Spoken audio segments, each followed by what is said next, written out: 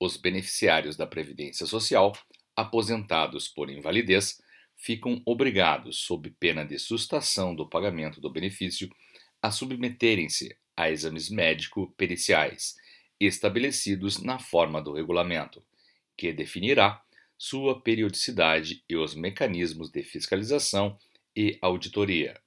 Artigo 71. O Instituto Nacional do Seguro Social, INSS, deverá rever o benefício, inclusive os concedidos por acidente do trabalho, ainda que concedidos judicialmente, para avaliar a persistência, atenuação ou agravamento da incapacidade para o trabalho, alegada como causa para sua concessão. Parágrafo único. Será cabível a concessão de liminar nas ações rescisórias e revisional, para suspender a execução do julgado, rescindendo ou revisando em caso de fraude ou erro material comprovado. Artigo 72. O Instituto Nacional do Seguro Social, INSS, promoverá, no prazo de 180 dias, a contar da publicação desta lei, a revisão das indenizações associadas a benefícios por acidentes do trabalho cujos valores excedam a 1.700.000 cruzeiros. Artigo 73. O setor encarregado pela área de benefícios no âmbito do Instituto Nacional do Seguro Social, INSS, deverá estabelecer indicadores qualitativos e quantitativos para acompanhamento e avaliação das concessões de benefícios realizadas pelos órgãos locais de atendimento. Artigo 74.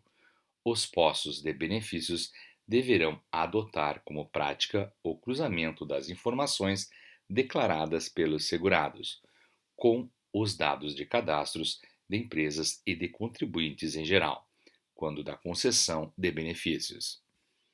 Artigo 76. O Instituto Nacional do Seguro Social, INSS, deverá proceder ao recadastramento de todos aqueles que, por intermédio de procuração, recebem benefícios da Previdência Social. Parágrafo único. O documento de procuração deverá, a cada semestre, ser revalidado pelos órgãos de atendimento locais. Artigo 78.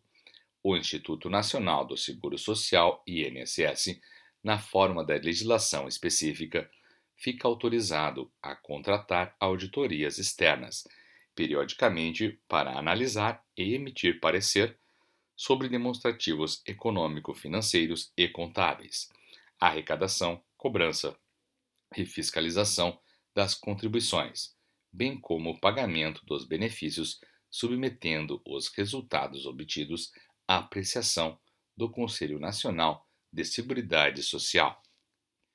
Artigo 80. Fica o Instituto Nacional do Seguro Social, INSS, obrigado a: inciso 1. Enviar às empresas e aos seus segurados, quando solicitado, extrato relativo ao recolhimento das suas contribuições. Inciso 3. Emitir e enviar aos beneficiários o aviso de concessão de benefício, além da memória de cálculo do valor dos benefícios concedidos. Inciso 4. Reeditar versão atualizada nos termos do plano de benefícios da Carta dos Direitos dos Segurados. Inciso 5. Divulgar, com a devida antecedência, através dos meios de comunicação, alterações porventura realizadas na forma de contribuição das empresas e segurados em geral. Inciso 6. Descentralizar progressivamente o processamento eletrônico das informações mediante extensão dos programas de informatização de postos de atendimento e de regiões fiscais. Inciso 7. Disponibilizará ao público, inclusive por meio de rede pública de transmissão de dados, informações atualizadas sobre as receitas e despesas do regime geral de previdência social, bem como os critérios e parâmetros adotados para garantir o equilíbrio financeiro e atuarial do regime. Artigo 82. A Auditoria e a Procuradoria do Instituto Nacional do Seguro Social, INSS, deverão, a cada trimestre, elaborar relação das auditorias realizadas e dos trabalhos executados, bem como dos resultados obtidos, enviando-a à apreciação do Conselho Nacional de Seguridade Social. Artigo 83. O Instituto Nacional do Seguro Social, INSS, deverá implantar um programa de qualificação e treinamento sistemático de pessoal, bem como promover a reciclagem e redistribuição de funcionários, conforme as demandas dos órgãos regionais e locais, visando a melhoria da qualidade do atendimento e o controle e a eficiência dos sistemas de arrecadação e fiscalização de contribuições, bem como de pagamento de benefícios. Capítulo 2 das demais disposições. Artigo 85. O Conselho Nacional da Seguridade Social será instalado no prazo de 30 dias após a promulgação desta lei. Artigo 85-A. Os tratados, convenções e outros acordos internacionais de que Estado estrangeiro ou organismo internacional e o Brasil sejam partes e que versem sobre matéria previdenciária serão interpretados como lei especial. Artigo 87. Os orçamentos das pessoas jurídicas de direito público e das entidades da administração pública indireta devem consignar as dotações necessárias ao pagamento das contribuições da Seguridade Social, de modo a assegurar a sua regular liquidação dentro do exercício. Artigo 88.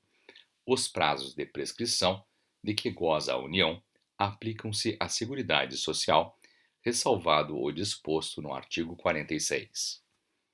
Artigo 89. As contribuições sociais previstas nas alíneas A, B e C do parágrafo único do artigo 11 desta lei, as contribuições instituídas a título de substituição e as contribuições devidas a terceiros somente poderão ser restituídas ou compensadas nas hipóteses de pagamento ou recolhimento indevido ou maior que o devido, nos termos e condições estabelecidos pela Secretaria da Receita Federal do Brasil. Parágrafo 4º. O valor a ser restituído ou compensado será acrescido de juros obtidos pela aplicação da taxa referencial do Sistema Especial de Liquidação e de Custódia Selic para títulos federais, acumulada mensalmente a partir do mês subsequente ao do pagamento indevido ou a maior que o devido até o mês anterior ao da compensação ou restituição e de 1%, relativamente ao mês em que estiver sendo efetuada. Parágrafo 8º. Verificada a existência de débito em nome do sujeito passivo, o valor da restituição será utilizado para extingui-lo total ou parcialmente mediante compensação. Parágrafo 9. Os valores compensados indevidamente serão exigidos com o acréscimo moratórios, de que trata o artigo 35 desta lei. Parágrafo 10.